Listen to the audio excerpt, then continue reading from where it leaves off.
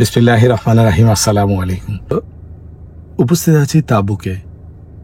তাবুকে থেকে এখান থেকে প্রায় ৩০০ কিলোমিটার দূরে সেই যে সিনাই পাহাড়, আমরা জানি মিশরে যে সিনাই পাহাড়, সেটা মিশরে আছে। আবার এদিকে এপারেও মুসা আলাইহিস সালাম যখন তার বনি ইসরায়েলদের নিয়ে আসেন, তখন কোরআনে বর্ণিত আছে এপারে আসার পরে এক বিশাল পাহাড়, সেই পাহাড়ের বর্তমান নাম জবলে মুসা, যেখানে আপনাদের নিয়ে যাচ্ছি।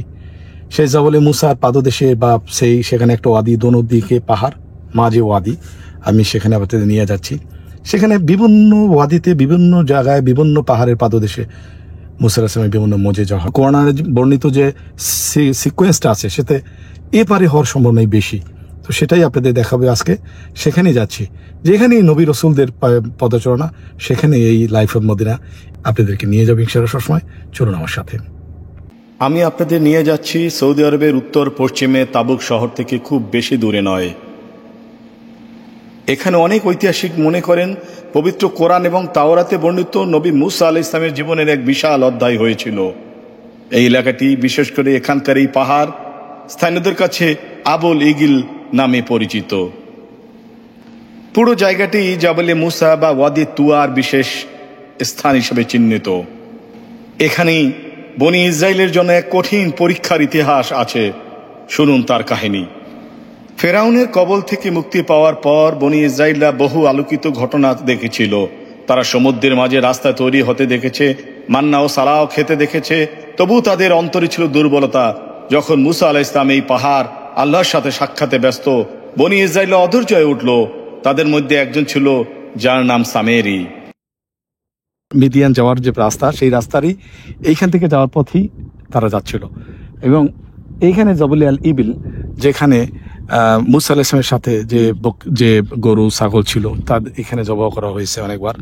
এবং এখানেই সেই বনি ইসরায়েলদের যে বিশাল ওয়াদি, এই ওয়াদিতেই তাদের জায়গা ছিল।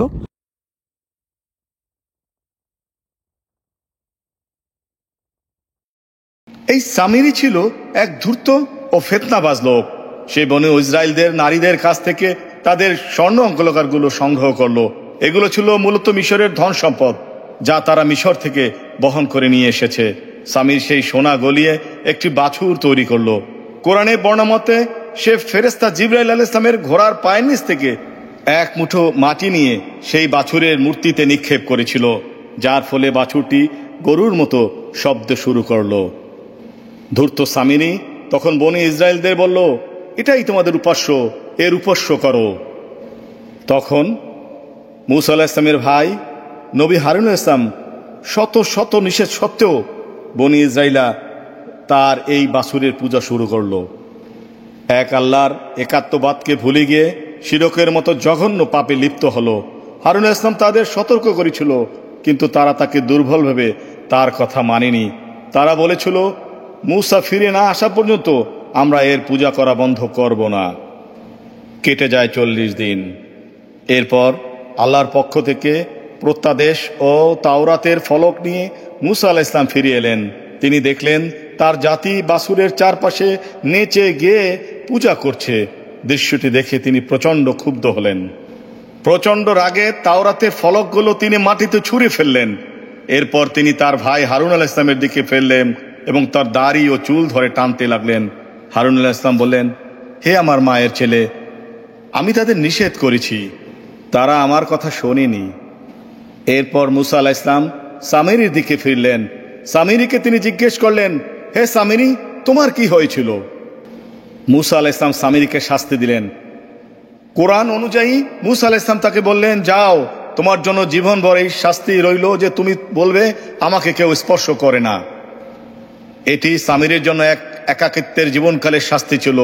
আর সেই সোনালী বাছুরকে মুসা আলাইহিস সালাম চূর্ণ বিচূর্ণ করে আগুনে পুড়িয়ে দিলেন এবং তার ছাই সমুদ্রে ছড়িয়ে দিলেন। সেই ওয়াদিতেই তারা ছিল। তো এইখান থেকে পরবর্তীতে আল্লাহ সুবহানাহু ওয়া তাআলার জন্য বলে মুসা বলে, এবং সেখানে মুসা আলাইহিস সালাম পাহাড় 2 ভাগ করেছিল, সেখান থেকে বানিয়েছিল। তো সেই কাহিনীগুলো নিয়ে আজকে চলো আমরা দেখাই।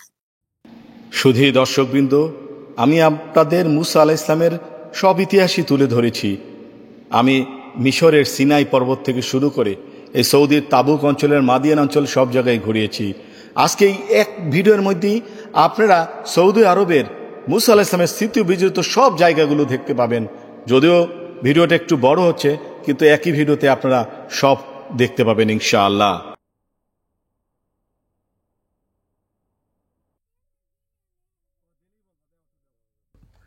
পিছনে জবলে মুসা, এটা হলো তাবুক শহর থেকে 200 কিলোমিটার দূরে।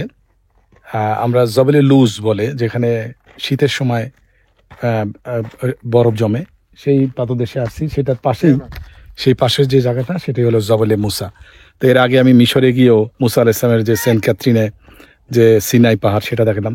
তো মূলত মুসা আলাইহিস সালাম যখন বনি ইসরায়েলদের নিয়ে এপারে আসেন, মিদিয়ান, এই অঞ্চলটা হলো মিদিয়ান।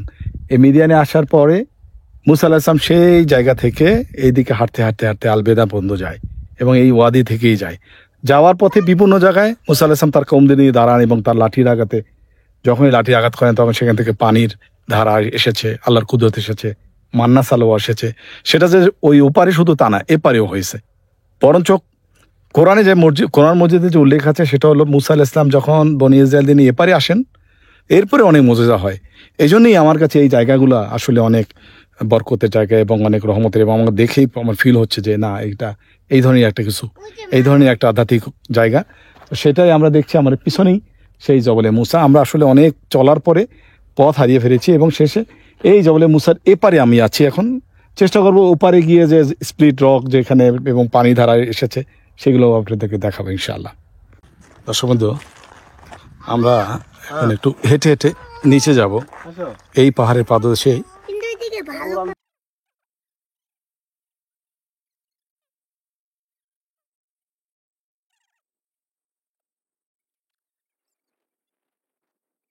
জবলে মুসার ঠিক পাদদেশে আসলাম। এই জবলে মুসাটার দুই পাশেই আছে, এই পাশ থেকে এবং অপর পাশে। আমরা এই পাশ থেকে রাস্তা থেকে আসলাম, আসার পরে এইখানে এসে স্টাক আপ, মানে এরপর আর যাওয়া যাচ্ছে না, গাড়িও যায় না, আর আমরাও যাচ্ছি না, কারণ এখানে একটা বিশাল একটা গিরিখাত। তো এনিওয়ে, আমাদের যে হিস্ট্রিটা জানার জন্য আমরা এখানে আসা। যে আমার সাথে আতিক ভাই আছেন। আতিক ভাই, জবলে মুসা ব্যাপারে আপনি এই দীর্ঘদিন পর্যন্ত আতিক ভাই আমাদের এখানে থাকেন, এই তাবুক অঞ্চলে। তো জবলে মুসা এই এরিয়ায় এখন অনেক ডেভেলপ কাজও হচ্ছে, যার সাথে আমাদের আতিক ভাইও ইনভলভ আছে। জি, জবলের লুজ আসলে একদম যখন পরিপূর্ণ শীতকাল থাকে, তখন অল্প কয়দিন হয়, 1 সপ্তাহ অথবা 10 দিন অথবা 5 দিন এরকম তুষারপাত হয়, আর এছাড়া আর কখনো হয় না। এখন সৌদি সরকার একটা নিচ্ছে, ট্রুজিনা প্রজেক্ট। এটা হলো তাবুক থেকে আসার যে রাস্তাটা, আর এই শর্টকাটে এই রাস্তা থেকে জবলে লুজের দিকে যাওয়া যায়। যেখানে এখন অনেক প্রজেক্ট হচ্ছে, সবসময় বরফ হবে, এই ধরনের একটা মেশিন লাগানো হচ্ছে। সেই প্রজেক্টের জন্য এখানে লোকজন অনেক যাচ্ছে। এখন আমরা ওদিকে একটু যাবো। এখন ফেরাউনের রাজপ্রাসাদে লালিত পালিত হলেও মুসা আলাইহিস সালাম বনি ইসরাইলদের প্রতি ফেরাউনের অত্যাচার দেখে মর্মাহত হতেন। একদিন তিনি শহরের মধ্যে 2 ব্যক্তিকে ঝগড়া করতে দেখলেন। তাদের মধ্যে একজন ছিল বনি ইসরাইলের এবং অন্যজন কিপ্তি বংশের। মুসা আলাইহিস সালাম কিপ্তি বংশের লোকটিকে চর মারলেন, যার ফলে সে মারা গেল। এই ঘটনায় মুসা আলাইহিস সালাম অনুতপ্ত হলেন এবং আল্লাহর কাছে ক্ষমা চাইলেন। ঘটনাটি শহরে দ্রুত ছড়িয়ে পড়ল এবং ফেরাউনের লোকেরা মুসা আলাইহিস সালামকে হত্যার ষড়যন্ত্র করতে লাগলো। এমন সময় এক বিশ্বস্ত লোক মুসা আলাইহিস সালামকে গোপনে খবর দিলেন যে ফেরাউন পরিষদবর্গ তাকে হত্যার পরামর্শ করেছে, তাই তার দ্রুত মিশর ত্যাগ করা উচিত। আল্লাহর উপর ভরসা রেখে মুসা আলাইহিস সালাম ভীত অবস্থায় মিশর থেকে বের হয়ে পড়লেন। তিনি কোনো পরিচিত পথ বা দিক নির্দেশনা ছাড়াই পথ চলতে লাগলেন এবং আল্লাহর কাছে দোয়া করলেন, হে আমার রব, আমাকে জালেম কওম হতে রক্ষা করুন। সূরা কাসাস।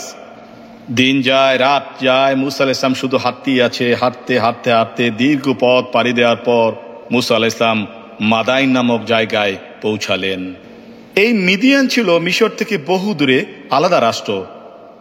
পথে খাদ্য পানির অভাবে তিনি অত্যন্ত ক্লান্ত ও দুর্বল হয়ে পড়েছিলেন। এইখানে এসে তিনি বসলেন। জায়গাটি হলো তাবুক শহর থেকে 200 কিলোমিটার দূরে আল বাদা জায়গায়। মুসা আলাইহিস সালাম একটি কূপের কাছে বসলেন। যার চারপাশে লোকজন তাদের পশু পাখি পানি খাওয়াচ্ছে। তিনি দেখলেন কিছু দূরে দুইজন মহিলা তাদের পশুকে আটকে রেখে দাঁড়িয়ে আছে। মুসা আলাইহিস সালাম তাদের জিজ্ঞেস করলেন, তোমাদের কি হয়েছে? মহিলাদ্বয় উত্তর দিল, আমরা আমাদের পশুকে পানি খাওয়াতে পারছি না, কারণ পুরুষেরা তাদের পশুকে আগে পানি দিচ্ছে, আর আমাদের বাবা খুবই বৃদ্ধ, তাই তিনি আসতে পারেন না। মুসা আলাইহিস সালাম দেখলেন কুয়া থেকে পানি তোলার জন্য একটি ভারী পাথর সরাতে হবে। তিনি একাই সেই পাথর সরিয়ে মহিলাদের পশুর জন্য পানি তুলে দিলেন। মহিলাদ্বয় তাদের পশুকে পানি খাইয়ে দ্রুত বাড়ি ফিরে গেলেন। মুসা আলাইহিস সালাম এরপর একটি গাছের নিচে ছায়ায় বসে আল্লাহর কাছে দোয়া করলেন, হে আমার রব, তুমি আমার প্রতি যে অনুগ্রহ নাজিল করবে আমি তার মুখাপেক্ষী। সূরা কাসাস। কিছুক্ষণ পর ওই মহিলাদ্বয় নীরবে মুসা আলাইহিস সালামের কাছে এসে বলল, আমার বাবা আপনি দাওয়াত দিয়েছেন। মুসা আলাইহিস সালাম তখন এই কূপের জায়গা থেকে সোয়েব আলাইহিস সালামের গ্রামে যান। সেটা খুবই কাছেই, চলুন সেখানে নিয়ে যাচ্ছি।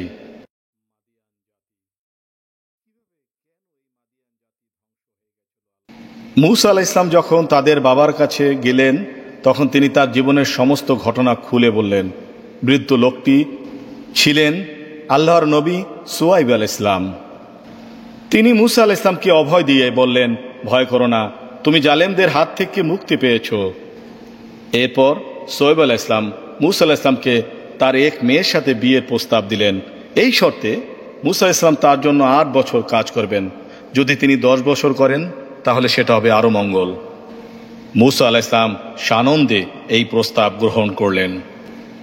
এইভাবে মুসা আলাইহিস সালাম মাদিয়ানে শুআয়ব আলাইহিস সালামের পরিবারের সাথে পরবর্তী 8 থেকে 10 বছর অতিবাহিত করেন। এই সময়টি তার জন্য একটি নিরাপদ আশ্রয় এবং আধ্যাত্মিক উন্নতির সময় ছিল, যেখানে তিনি শান্তিময় জীবন এবং গুরুত্বপূর্ণ অভিজ্ঞতা অর্জন করেন, যা তাকে ভবিষ্যতের মহান কাজের জন্য প্রস্তুত করে তুলেছিল। এর পরের ঘটনা মিশরে। আজ আমি আপনাদের শুধুমাত্র মাদিয়ান বা সৌদি অঞ্চলে দেখাবো, শুধুমাত্র সামান্য একটু হাইলাইটস আপনাদের বলে দিচ্ছি। এরপর মুসা আলাইহিস সালাম মিশরে যান এবং তার ভাই হারুন আলাইহিস সালামের সাথে মিলে ফেরাউনের রাজদরবারে যান এবং তাকে দাওয়াত দেন। ফেরাউন অস্বীকার করেন। এরপর এক এক করে অনেক ঘটনা ঘটতে থাকে। মুসা আলাইহিস সালামের লাঠি সাপ হয় এবং জাদুঘরদের পরাস্ত করে। অত্যাচারের মাত্রা ফেরাউন বাড়িয়ে দেয়, তখন বিভিন্ন আযাব নেমে আসে। পরিশেষে অত্যাচারের মাত্রা বেড়ে গেলে মুসা আলাইহিস সালাম বনী ইসরাইলদের নিয়ে এই পারে আসার জন্য রওনা হন।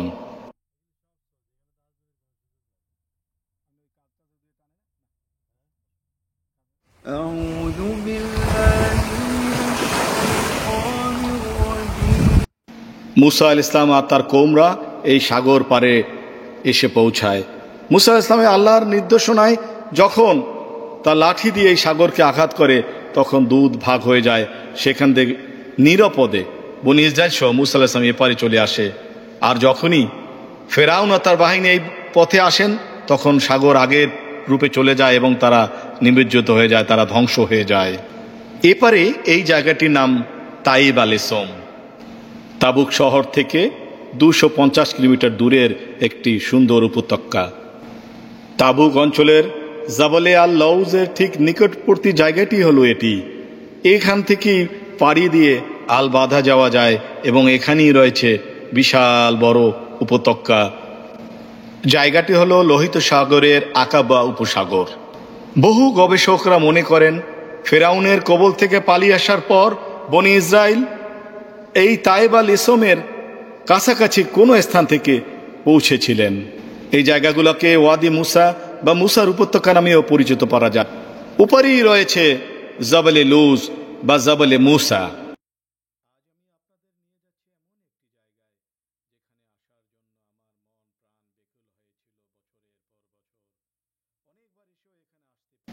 মুসা আলাইহিস সালাম বনী ইসরাইলদের সাথে নিয়ে এই পাহাড়ের মাঝে এই মরুভূমিতে আশ্রয় নেয়। তখন তারা তীব্র পানির সংকটে পড়ে। এ সময় মহান আল্লাহ তাআলা তার নবী মুসা আলাইহিস সালামকে এই মুজাজাটি দান করেন। পবিত্র কোরআনে উল্লেখ আছে, আর স্মরণ করো যখন মুসা তার সম্প্রদায়ের জন্য পানি প্রার্থনা করলো, তখন আমি বললাম তোমার লাঠি দিয়ে আঘাত করো। ফলে তা থেকে 12টি ঝর্ণা প্রবাহিত হলো। প্রত্যেক গোত্র নিজ নিজ পানস্থল থেকে পানি নিল। সূরা বাকারা। করার সাথে সাথে পানির ধারা চলে আসে। এই দেখুন, এই যে পানির ধারা, মার্শাল্লাহ আমরা একটু দেখি, খুবই ঠান্ডা একটা পানি মার্শাল্লাহ। একটু আমি ট্রাই করি। বনি ইসরায়েল জাতি হযরত ইয়াকুব সাল্লাল্লাহু আলাইহি ওয়াসাল্লামের 12 জন সন্তানের বংশধর ছিল, যা 12টি গোত্র বা 12টি শাখায় বিভক্তি ছিল। মুসা আলাইহিস সালামের লাঠির আঘাতে একটি পাথর থেকে অলৌকিকভাবে 12টি ঝর্ণাধারা প্রবাহিত করে দেন। এর ফলে প্রতিটি গোত্র তাদের জন্য নির্দিষ্ট পানস্থল চিহ্নিত করে নেয় এবং সুশৃঙ্খল নিজেদের পানির প্রয়োজন মেটাতে সক্ষম হয়। শুধু দর্শকবৃন্দ, এই পানির ঘটনা অনেক জায়গায় আছে, যেমন মিশরে আছে, জর্ডানেও আছে এবং আছে এই মাকনা অঞ্চলে। এই জায়গাটির ঠিক অদূরে আরও একটি জায়গা আছে যেখানে স্প্লিট রক নামে একটি পাথর আছে, যে পাথরটি দুভাগ হয়ে আছে। The split rock of Horeb, এটি জাবল আল লৌজ পর্বতের ঠিক কাছাকাছি একটি জায়গা, একটি বিশাল পাথর যা মাঝ বরাবর সম্পূর্ণভাবে বিভক্ত। ধারণা করা হয় এটি সেই পাথর যেখানে মুসা আলাইহিস সালাম আঘাত করেছিলেন এবং এটি বিভক্ত হয়ে 12টি ঝর্ণা প্রবাহিত হয়েছিল। শুধু দর্শকবৃন্দ, এই ঘটনাটি আমরা মিশরের সেন্ট ক্যাথরিনের যে গির্জা সেখানে দেখেছি, কিন্তু বহু গবেষণায় এখন উপলব্ধি করা গেছে যে এটা যে কোনো জায়গা হতে পারে, এপারে হওয়ার সম্ভাবনাই বেশি। তাই তো আমি ওপার এবং এপার দুই জায়গায় দেখালাম।